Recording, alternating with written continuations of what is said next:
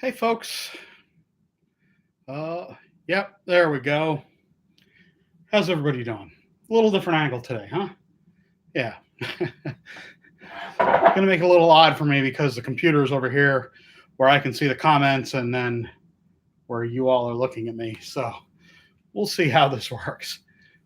Anyway, we'll let some folks get in here and chat until then.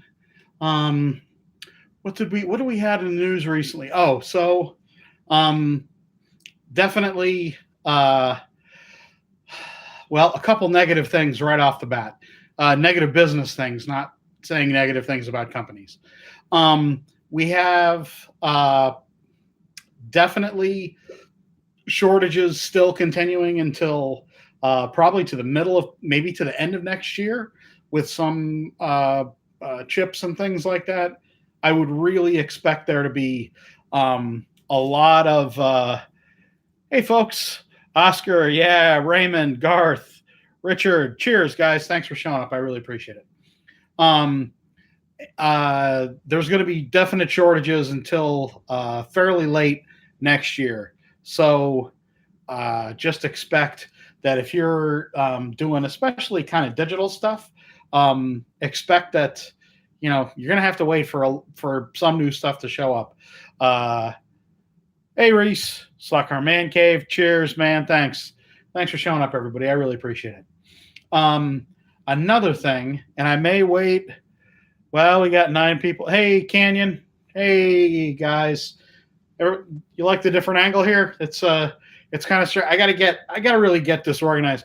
I gotta get my computer on my stand here so I can see the chat and then watch the video, watch the screen, watch the camera here.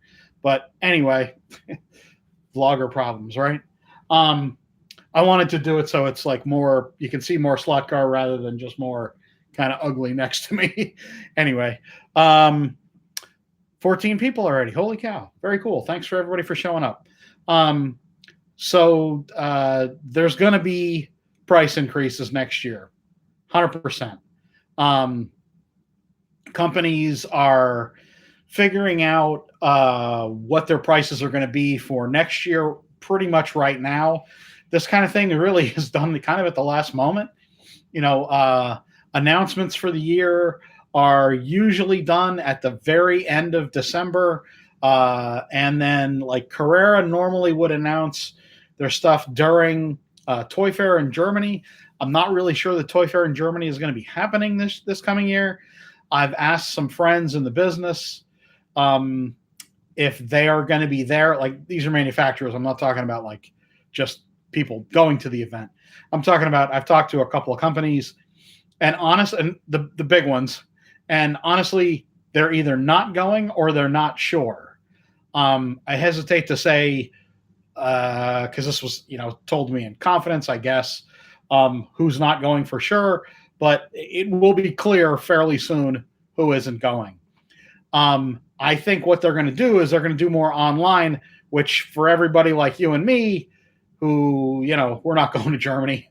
It's not, part of what we do is international travel, So, just seeing things online, getting the information online is how, we're going to be getting, the information, this year, like everybody basically. So, who else we got? Dewan, cheers. Thanks for showing up. Yes, the scenery is coming along. I'll turn it a little bit. I got more. Oh, you can see it all actually. I got more buildings the other day.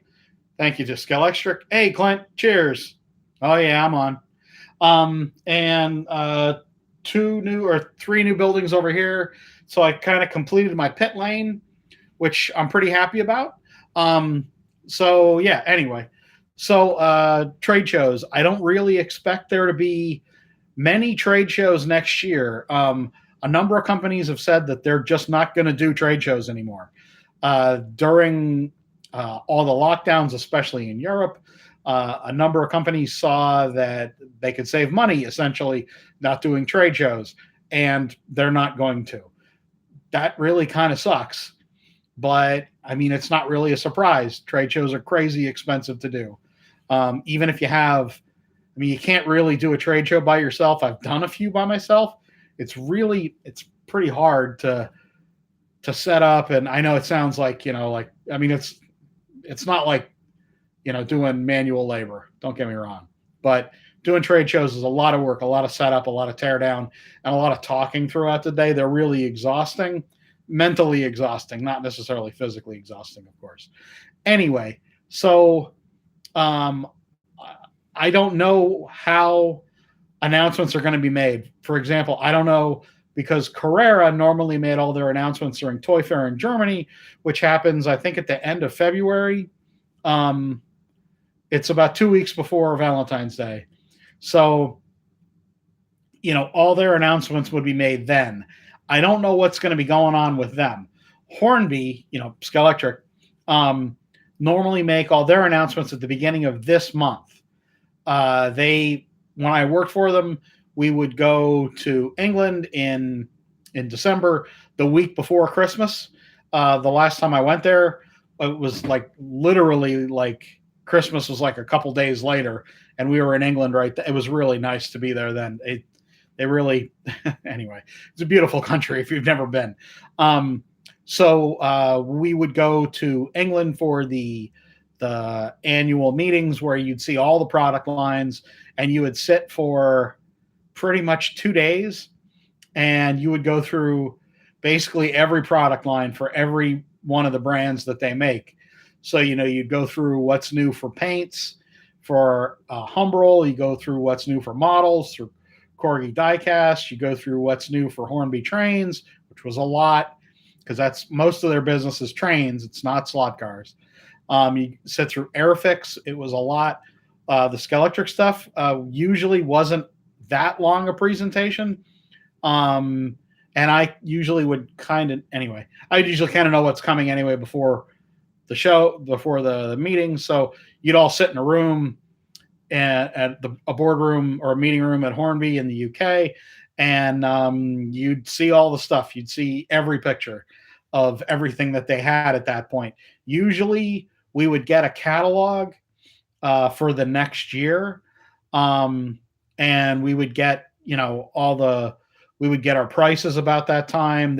Those prices come from the parent company, whether I work for Skelectric or for Carrera. They would say, okay, this is what your market, your branch is going to pay, your office is going to pay, and then that's what we would figure in our margin, that sort of thing. Hey, Kevin. Hey, Ed. Carrie. The fingers. Cheers. Shane. Holy cow. Travis. Hey, guys. Sorry, I didn't. Yeah. How those magpies? How those magpies, Travis? You okay? So anyway. So I'm wondering really how announcements are going to go. 37 people on now. Very cool. Okay. So I am expecting prices to go up this coming year fairly substantially for not just one company, but for most of them. I've heard from one or two for sure that prices are going up. I expect everyone will follow suit because costs are, and I've been talking about this forever, but you come here because you want to hear stuff like this, I assume, because most people that do slot car stuff don't talk about the business side of thing, and that's a lot of what I do talk about. So expect, costs have been 3 times more for shipping than they had been just a year or so ago. It's profoundly expensive to get stuff out of the Orient into any country. It has nothing to do with just being from China, because there's other places that make slot cars. Vietnam, they do. There's a lot of injection molding going on there. A lot of plastic injection molding going on in Korea and in India. So it's not just China. This is not specific to one country. It's just not. You can't blame any one person for this. Prices have gone up. There's a whole host of reasons. basically what it boils down to is capitalism. The companies are taking the shipping companies, the people who actually ship. The container companies are taking more margin. The shipping companies are taking phenomenal amount of margin. You look at what these companies like Maersk and things like that, their profit margin has gone up substantially. It's a lot of the shipping companies. So, yes, there is a shortage of shipping containers. Cheers, Jay. Thank you very much for showing up. I really appreciate it. Area 51, cheers. Thanks for showing up. So it's not just, and I know, I don't talk about politics here. I won't allow politics to be talked about in the chat. If you do, you're going to get banned, period. I don't care. But the one thing it is not anyone to blame of a politician. It isn't. It is capitalism. It is. The whoever the president is has nothing to do with the shipping costs. Has nothing to do where containers are placed around the world. We do not, unfortunately, we do not have privately managed ports like they do in the Netherlands. The Rotterdam port, it's freaking massive. It's state of the art. All of our ports are managed municipally, and those municipalities, they're responsible for upgrading, for dredging. I know this is a long way around slot cars, guys, but this is crucially important stuff because we're all going to complain about the prices next year. We all are, okay? So there's no one person to blame. There isn't. It just is what it is, and it sucks. So, anyway, just checking here. Parked off the West Coast. Yes and no, Ed. They are off the West Coast, but then they're stuck after they get unloaded on the West Coast, empty. They can't go back to the Orient, which is where they need to be.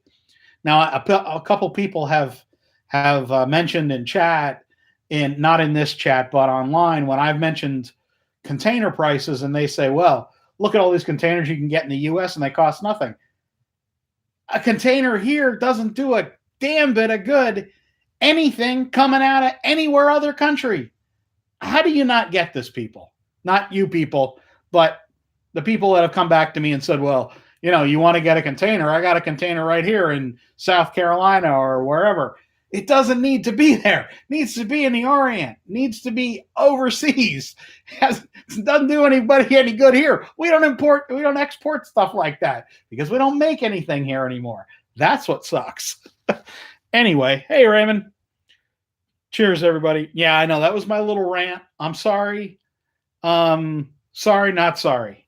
Because, anyway. Okay. 13 minutes in. And 51 people. Hey, look, there I am. Look, I'm pointing at myself. Sorry. Let me get a drink here. Yes, I know. I'm triggering everybody with putting my canned water on the track. Like your rants. Oh, boy. Yes, exactly. Back to earth. Calm down. Okay. So we're going to talk about two things. And then we're going to go off on wherever tangent we feel like.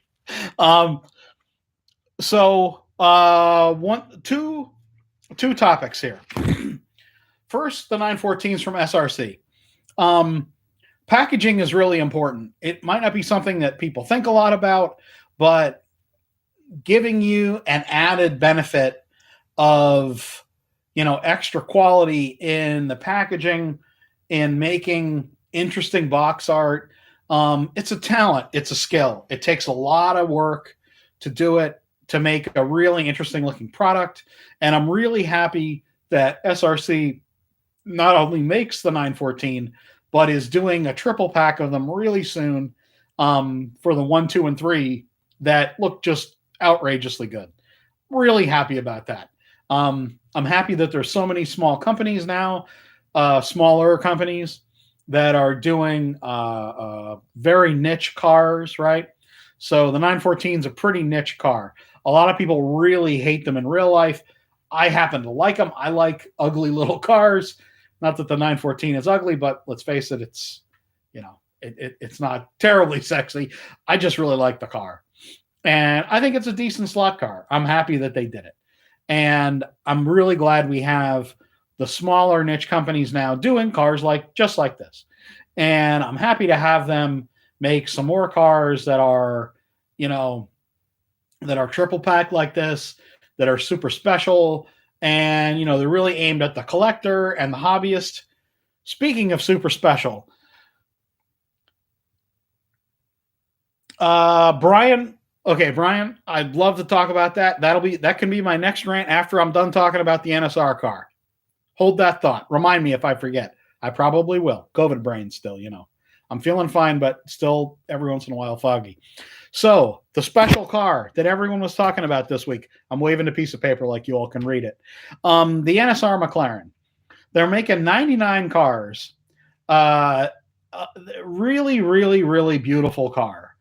The mold looks really nice, and the colors are really cool. But the cool thing that they've done is they've given us a really exciting livery in a really notable release right out of the gate, right off the blocks, right off the line, right? They've given us the first car that they're basically showing. Well, it wasn't the first. One of the first cars that they're showing for the new mold, the newest mold that they have. And how do you create excitement around a tooling, around a mold that you just paid a lot of money for? Slot car mold, the last time I kind of knew prices, they were between $60,000 and about $80,000 for a complete slot car mold. That's a substantial amount of money, right? Here I go back again on business. But this is a substantial investment that companies make.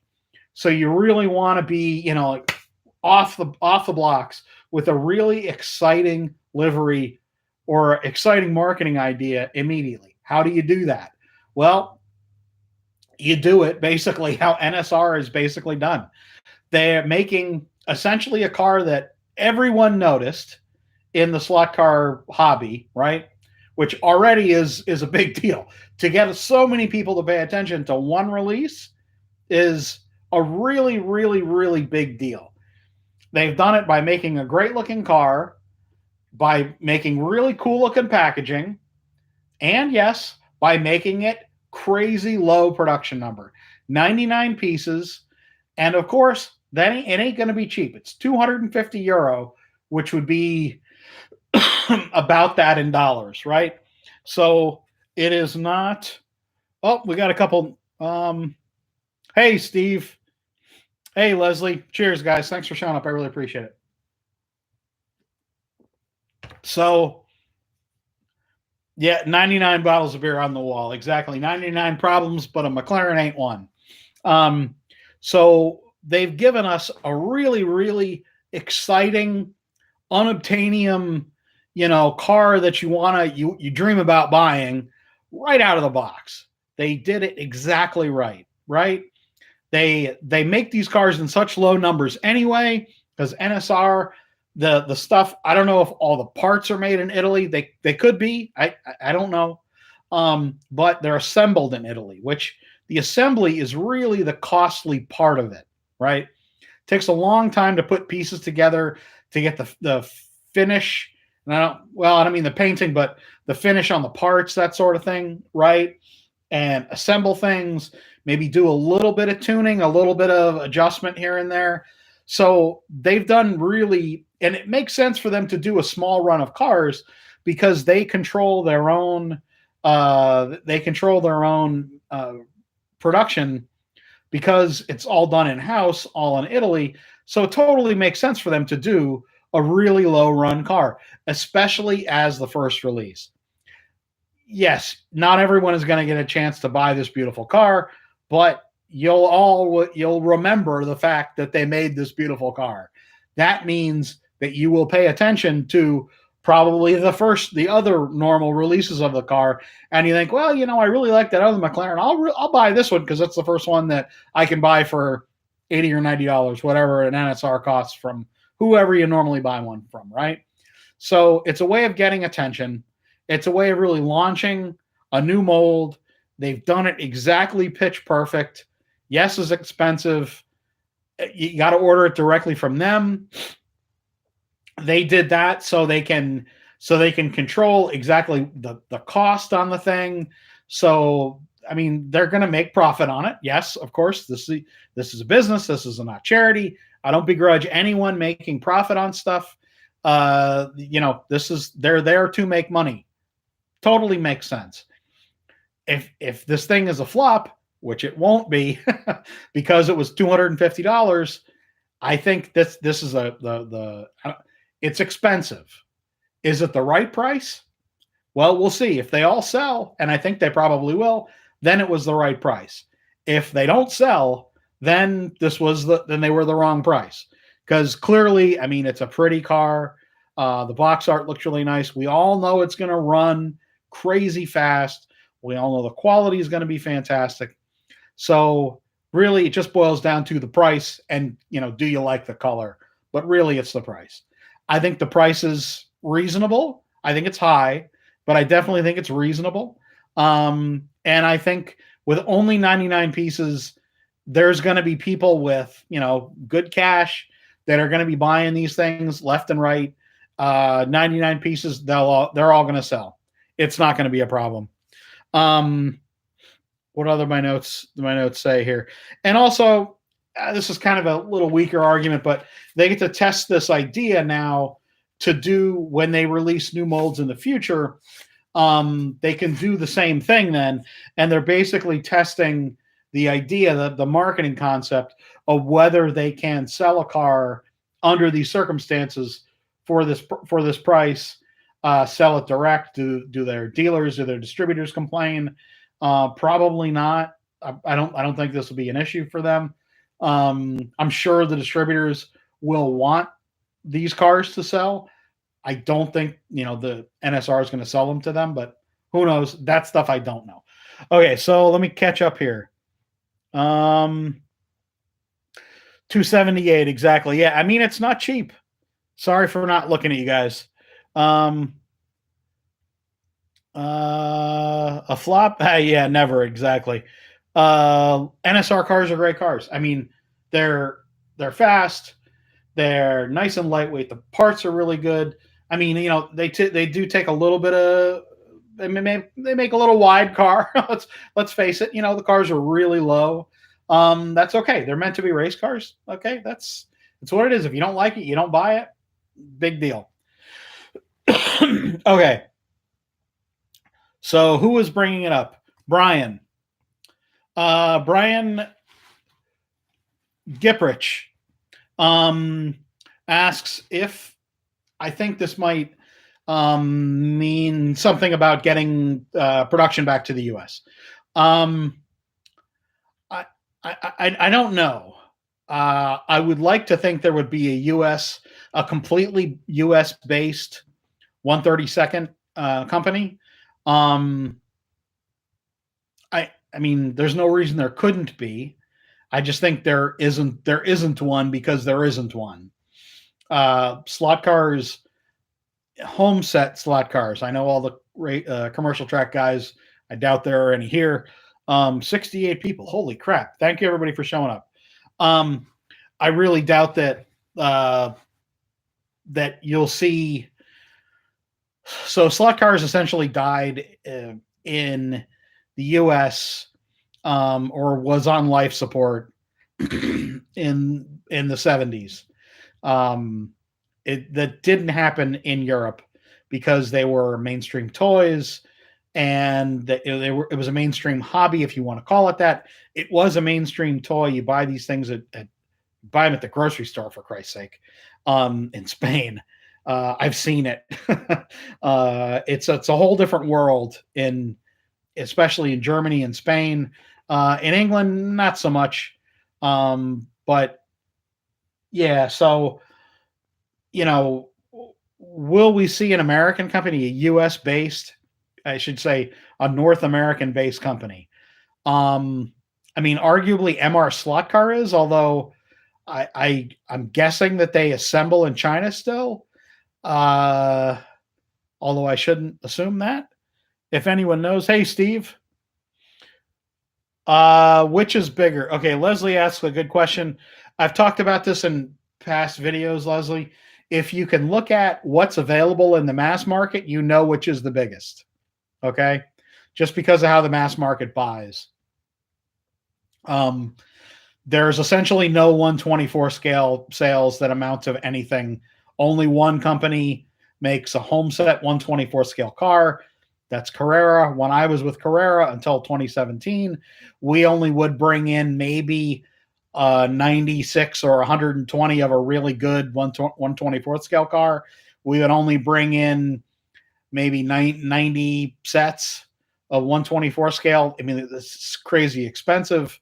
Of a good selling 132nd scale set, a digital set, we'd bring in 300 or 400 of an analog set. I think we sold, I don't know how many we sold, over 1,000 of the Fast Classic set, the set that I helped design and name. Commercial 124th scale is a drop in the bucket compared to home set 132nd scale. Because only 124 scale essentially only exists in any real way, in any substantive way in the US. Yes, there are places overseas that do it, but it's very small. HO is big in the US. It's not big anywhere else. There's none of it sold in the mass market. There's 143rd sold in the mass market. When I was working for Carrera, we sold over 100,000 sets to Walmart and Toys R Us and to Target in like 1 year. So 143rd was far and away the biggest sales driver, and Carrera was far and away the biggest company because of the mass market sales. None of the other companies, I don't care who they are, can claim that. If they're not in the mass market and one company is, just if you know how the mass market buys, that's just how that you know how big the companies are then. If one of them is in the mass market and the others aren't, the one that's in the mass is the big one. It just is. Because the mass guys, Target, Walmart, when Toys R Us was around, they'd buy the stuff by the pound, essentially, not by the piece. They buy it in really high volume that puts to shame every other method of sales. So anyway, enough about that. What else are we doing here? Yeah, designed in Canada. Okay, so I mean, yes, they're designed there, not to be made in Canada. And I'm not pulling apart Ernie. I mean, he's a great guy. He makes really great slot cars. I'm saying there isn't any American company. It's the cost of U.S. labor is so much higher. It's such a time intensive thing to assemble slot cars. Even if you just pop in parts on, cars like these that are, essentially there's no tuning required to these cars. You just pop everything together, and then screw it together. It takes a while to do that. Once you factor in a cost of what all this costs, then put it in a box, factor the cost of the box, which is substantial, and then factor in the shipping cost, which is substantial. Also the licensing cost, which is substantial. There's very little profit to be made. So I know it's hard to believe, but you'd start with an awful lot of money to make a very little amount of money in the slot car business. So I just don't know that we could ever have a U.S. company just because of production costs alone. Costs of manufacturing the parts, like the body shells and tampo printing and things like that, that's not all that expensive. I mean, motors would still be made in China because they're just stupid cheap. A standard motor from any company, the cheapest basic, I don't want to name a brand, but like a basic motor that goes in a basic car, not a performance car, costs less than a quarter to make. Okay. They maybe even 15 cents, maybe less per piece. Okay. So they're going to just make them in China regardless. So there's still being parts made in China and then maybe shipped to the US and maybe assembled. But does that really matter then? I don't know. Um, I mean, you have to split a hair to say American made when all the parts come from the Orient, whatever part of the Orient you're talking about. So I don't know. I've had a few people ask me if I'm going to start a company, and I can't imagine ever doing that. It would just be I don't have the money to do it. I don't have the time to do it. I have a full-time job plus several consulting clients, and I've seen what the established companies go through trying to get a car made, and it's a hassle to say the least. So no. Yes, you're right. There is some stuff from the U.S. I'm not saying that there isn't, but it's like wheels, like for example, or tires, stuff that can be made, in large batches, like a tire mold is, a whole tray with a bunch of little holes, and then you put the goop, whatever the goop is in, and they're fairly small run. You're not making 10,000 sets of tires in a run. You're making a few dozen and then bagging them up, little stapler, and then selling them to people, and that's fine. I'm not saying there's anything wrong with that, but you're not talking about a mass volume of stuff to be made here. You're talking about just for a niche hobby. And the same thing for wheels. You push in aluminum stock in one end of a CNC machine, and the design's already in there, and it spits out little wheels one after another on the other end. That's fine. But the assembly of the stuff, that's why Parma is out of business, or one of the reasons. Like, guy that owns Parma is independently wealthy, so he doesn't want to be in business anymore, basically. Yes. So 3D stuff, that's the way. And I've talked about 3D printing being something that is going to be, it already is a huge part of the hobby. It's going to be even more of a big part of the hobby once the mediums get smoother, once you can get that kind of resin kind of finish, maybe almost the level of injection molding. I mean, the Area 71 stuff looks fantastic, and they're improving that stuff all the time. And then once you get to the level of quality, the level of finish, where you don't have to do, super duper amount of finish on a car, then you'll really see 3D printing, almost there'll be a tipping point at one point where, a slot car company will probably, and I've been encouraging some friends of mine in the business, some company owners, to think about doing a 3D release only car. Because I think we need to test the market for this to see if a 3D release only car works. I mean, a chassis, we can do a chassis. You can buy parts. So essentially what we're talking about is, a chassis mold, a chassis print, a body print, an interior print, some kind of glass somehow. At some point we're going to see this as one of the companies, probably a hobbyist company like Slotted or NSR or Scale Auto or SRC or whoever. You'll see, we're going to have a downloadable car, and you're going to be able to download and print your own car, and that'll be pretty cool. We're not there yet, but we're not there yet because we haven't decided we are, not because we couldn't do it. They could do it now, but they just haven't.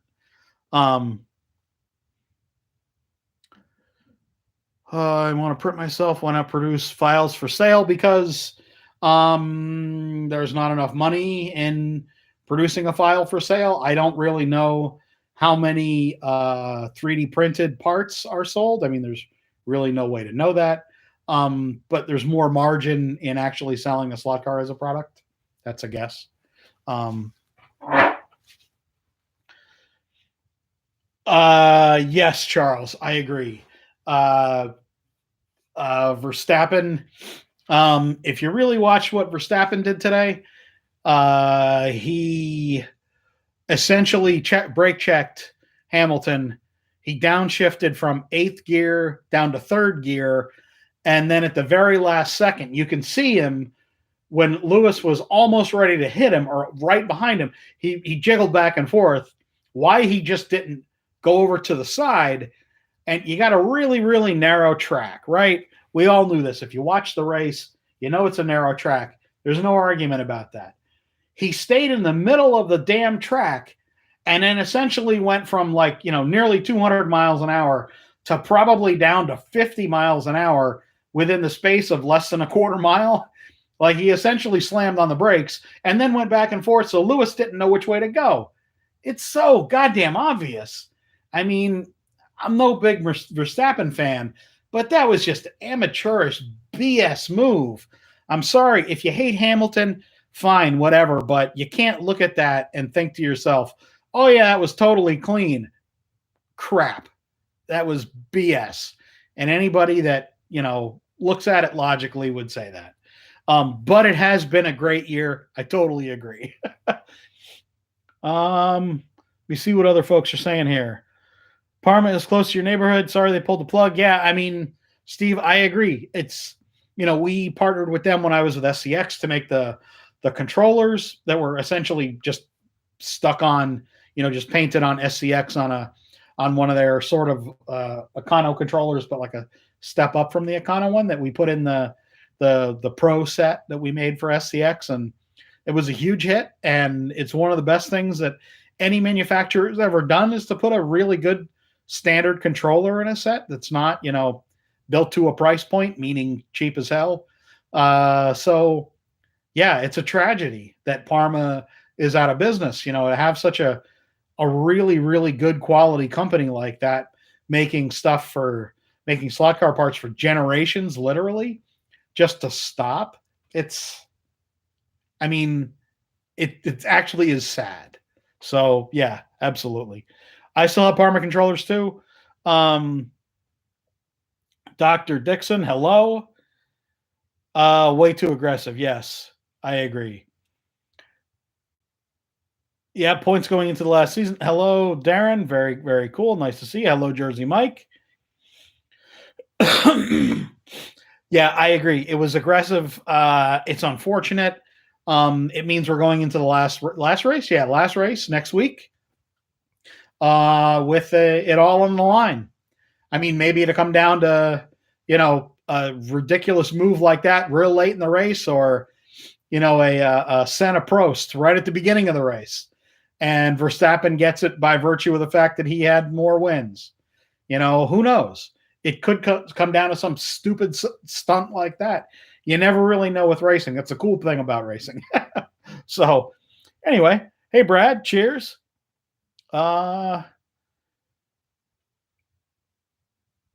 Okay, so what's my take on SCX? The original system still works. Been out for a long time. Should I sell for another brand? No. Why would if you have a track already, there's no reason to sell. If you're talking about an analog track. If you have an analog track that works, that you like, that has, a decent amount of track pieces, why would you sell it? That doesn't make any sense, right? Their original track is fine. I have some of it. It's soft plastic track. I'm not a huge fan of soft plastic. I mean, I've talked about hard plastic track. I really much prefer hard plastic.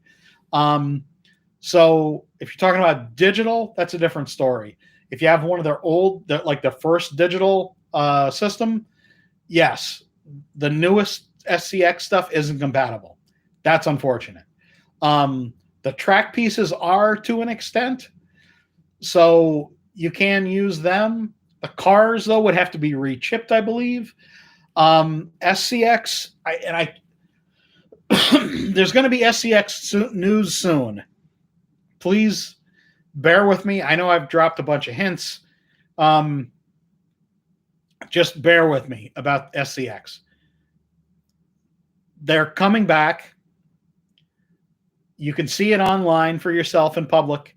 They have a bigger and growing presence on social media in the Spanish language.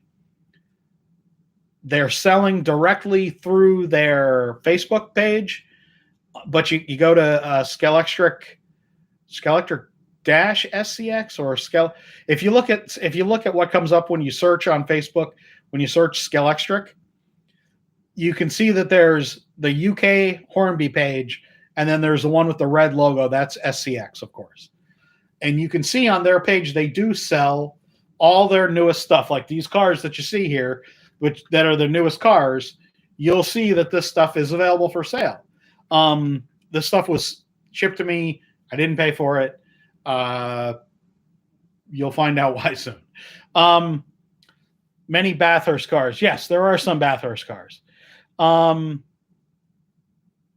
Do I think Carrera will ever re-release or reproduce F1 cars again? I mean, they were doing generic Formula One cars, right? Up until a few years ago when I worked there, that's what they were going to do. Polycar now does the sort of generic-ish F1, the Monoposto cars. Skelectric is doing the exact same thing, basically, where they're doing kind of their start cars with real racing livery on them. Formula One cars just cost far too much to keep the licensing to only make a mold that's accurate for 1 or maybe 2 years. You just don't make money at them. So as far as I'm concerned, they shouldn't make modern Formula One cars that are entirely accurate. And Formula One, they charge a ton of money. All these companies, the real brands, charge a ton of money for licensing. So it's going to be expensive for companies to pick up the license, and they can't make that money back. They just can't. So, Leslie, there's no way to know how big the secondhand slot car market is. I mean, the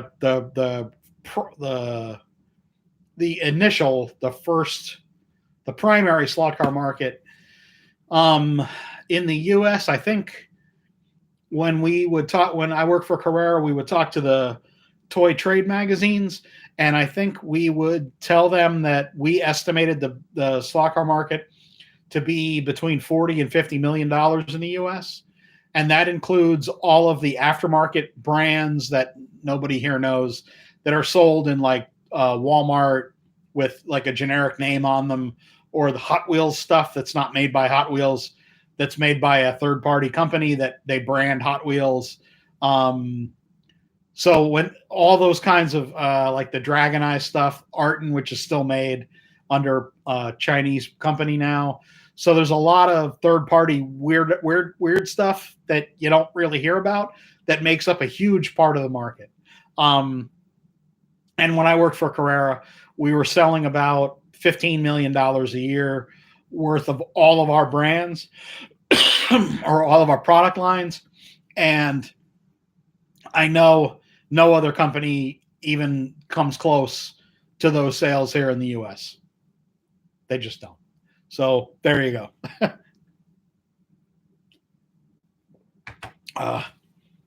Yes, Garth. Polycar will have more 330s.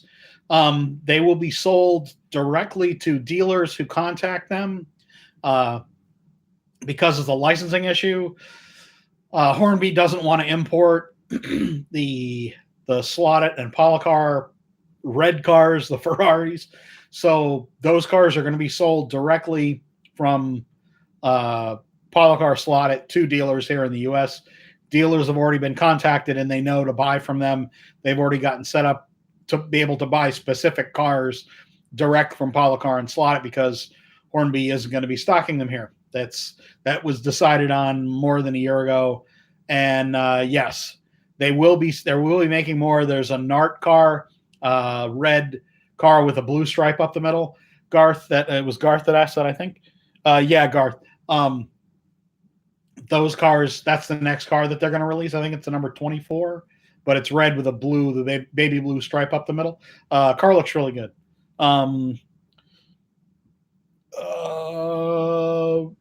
Roy Sam, cheers. Thanks for showing up.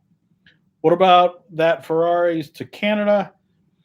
We don't have the same licensing issue. Yeah, you do. It's the licensing issue is cars, if they're not licensed, you can't import them. And the only companies that really care about licensing also will go after people that do make them illegally. So like if a car is made without a license, technically it's not made legally, right? Just how it is. So there's the Ferrari licensed the ability to make slot cars across the board to Carrera, regardless of where they were being sold. Doesn't matter where they're being sold. It matters who makes them. Ferrari licensed directly to Carrera. End of story. So there we go. What else? I have an first original SCX set, digital set. Okay. With a bunch of track. I hear the cars won't work. You can't use it with you talk about the old gray old gray SCX digital track. Yes, the first digital track that they made. I believe you can use that with the new. I'm not 100% sure about this, but I believe you can use just the track pieces. Probably the lane changes, because the lane changes are still mechanical. That part of the system is still the same, right? So I believe you can. I haven't gotten an advance set yet. I've asked for one. I will get one at some point. The problem is now I don't have any.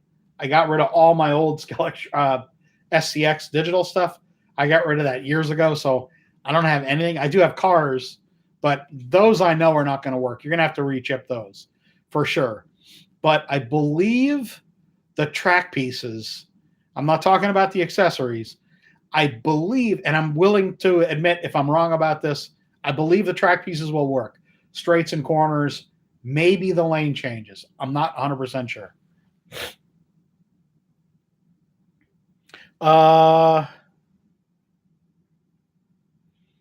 Hey, Gotham, very cool. Awesome.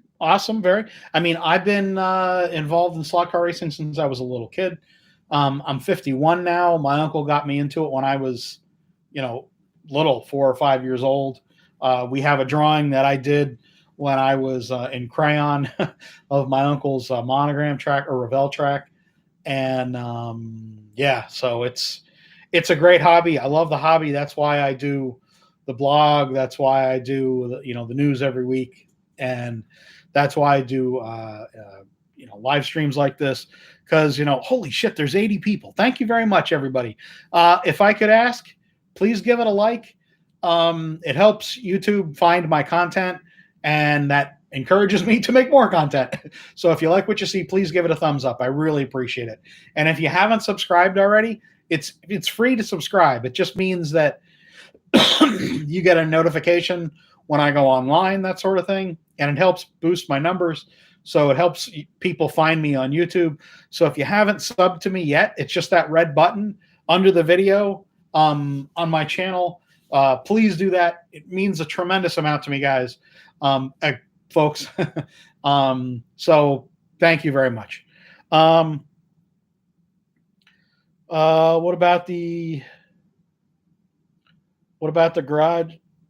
garage kit, folks? They seem to look the other way because okay, so what he's talking about, what Steve is talking about, is kind of like the people that make their own kits, like at home, right? So they call them, in the UK, they call it a cottage industry.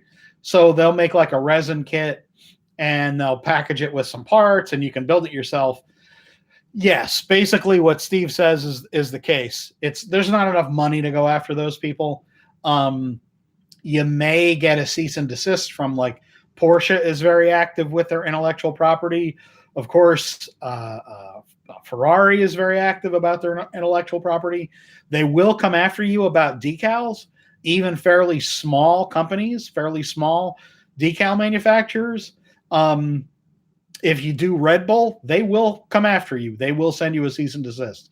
Even if you're just making them on your printer and selling them, on Facebook to buddies or whatever. So most car companies will look the other way because it's just not going to, they know, you're not making $1,000. You'll be lucky if you make $100 in profit on selling a half dozen resin cars or 50 resin cars, or there's not enough money to go after for the companies to care. So yes, basically what you said is right. There's no reason for them to come after them. What about you? Go? Yeah, right. See you later, Reese. Cheers. Thanks for showing up. I really appreciate it. Okay, so my layout, it's on, and I'll move out of the way so you can see it a little better. There you go. Hey, you can see it all. Holy crap. Very cool. My layout is, it's on a 5-foot wide by 16-foot platform, right? So the table was made by a friend who unfortunately died last year. He had a stroke. Mr. Chuck, we love you. He built the tables for me. There's actually 2 tables here that I can, if I wanted to, I could separate and split apart. But it's a 5 by 16-foot table. So the straightaway is probably, I don't know, 12 feet. Hold on. Yes, I'm wearing flip-flops. 1, 2, 3, 4, 5, 6, 7, 8, 9, and a half straights. So it's not a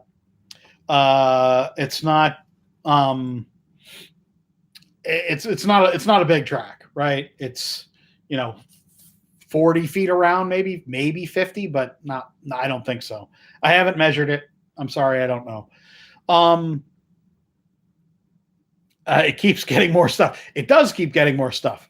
I just added, and I'm not going to be able to move this because I put my, I can pop these up and we can move it maybe. Can I move these? There we go. Okay. Let's go on a little bit of a walking tour here. Oh boy, that's a chunky man in the way here. I only have so much room I can do, but I can move down a little bit so you guys can see a little more.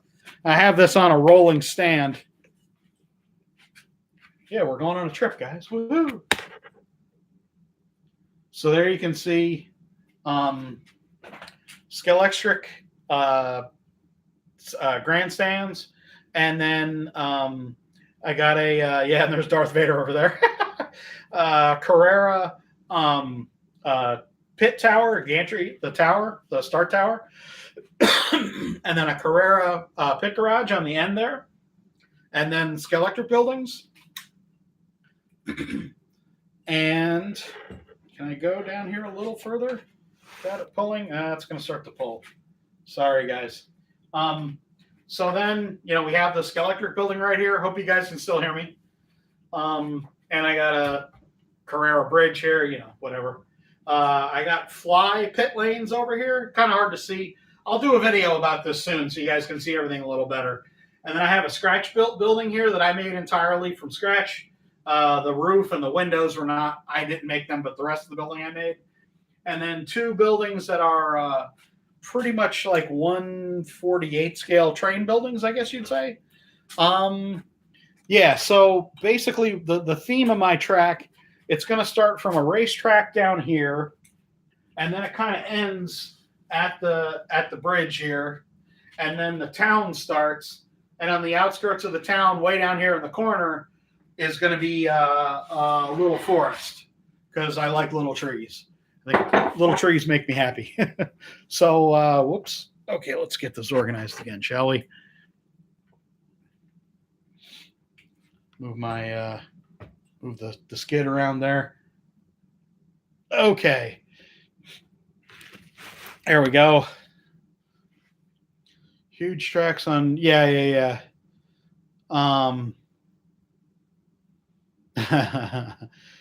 Thank you very much. I appreciate it, guys. Very cool. Need some cows. Yeah.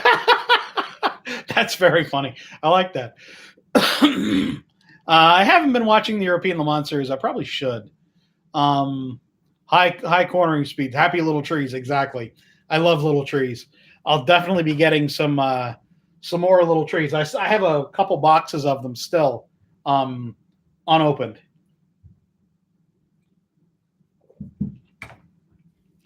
coming up on an hour here. I'm probably going to stop around the hour mark here, guys. We're at about 55 minutes. But yeah, it's kind of it's a real work in progress. I'm going to go get probably, now that football's over, because football is a big, I'm a photographer, videographer for my day job. And the football season really takes up a lot of time and a lot of energy and a lot of overtime. Just, it's, for me anyway, it's just, I got to really wrap my mind around the football season to cover it well. So now that football's over, I'm going to get back into doing some more scenery. I have some ideas for a big kind of a hill behind the buildings here that I'm going to start on fairly soon, I think. Yeah, so that's now that it's cooler now. Yeah, Mike, she was fine with us. One of the things, we moved to this house from near New York City. This is the first house we've owned. I was into slot cars then. I worked for SCX then. So I knew I needed to have a table. So we have a 2-car garage here. It's a little bit bigger than 2, but not really. But so we, when we moved in, there was always the case that I was going to have, this half of the garage to put a track in. And I have a wood track over here too that's kind of in the middle. And I have plans when I do a little more cleaning, because of the streaming setup that I have, I'm going to be able to do stuff from both tracks with one camera, sort of. You'll see in the couple months what I'm talking about here. So just patience with that.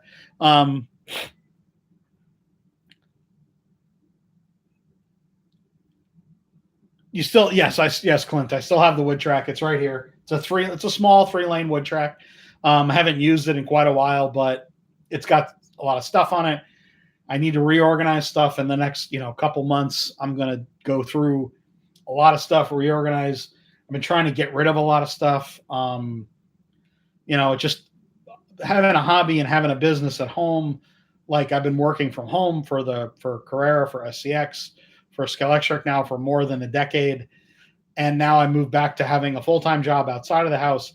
I had a lot of stuff from those jobs, products and boxes here and there and packing material. And, I'm not complaining. It's part of what you do if you work from home for a company that sells products like this, is you end up with a lot of stuff, especially when you're marketing and product development, whatever, that kind of thing.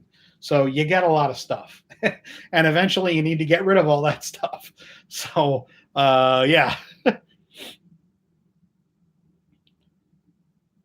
Close track, like, yes, exactly, Sean. Yeah, right in the middle of it with the mashed potatoes, and then the clay and the mud and the whatever, right in the middle of the living room with the huge Devil's Tower. I've always wanted to go to Devil's Tower, especially since I saw that movie. I really loved that movie when he did that. That was so cool. Anyway. All right, guys, 83 people. Cheers. Thanks very much for showing up.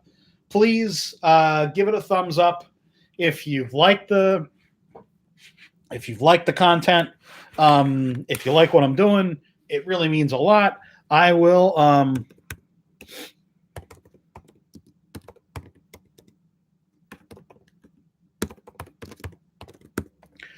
if you want to support me directly, that's how you do it. Through Buy Me a Coffee. It's essentially a tip. There's a feature you can do you can sign up. It's kind of like a Patreon. So you can do it on a monthly thing, then it's recurring, or you can just do it one at a time. You just click on the tab and you can say, buy me a coffee or commit as a member or something like that. But you can do one or the other. So I really appreciate it. It really means a lot. To have everybody show up, it really means a lot. I never would have thought, hey, Firebird, hey, Blue. No worries, man. Cheers, everybody. Really means a lot to have everybody show up. It really does. I love all the comments. Love being able to talk to you guys. At some point, hopefully, hey, Mark. It's okay. You can just watch it in the on-demand, Mark, and there's plenty of topics there to talk about. And just feel free to comment below. I really appreciate it. Thanks, everybody, for showing up. I'll have at least one other video besides the news video this week. I do plan on doing live streams. I put it in the views in the about section, the community section. I have the times. I do plan on keeping this the standard time, Sunday afternoon, starting at 4 p.m. East Coast time, 8 p.m. Greenwich Mean Time, which is kind of a Central European time, and then 1 p.m. on the West Coast. I'm going to keep that schedule. So thank you all very much. I really appreciate it. See you soon.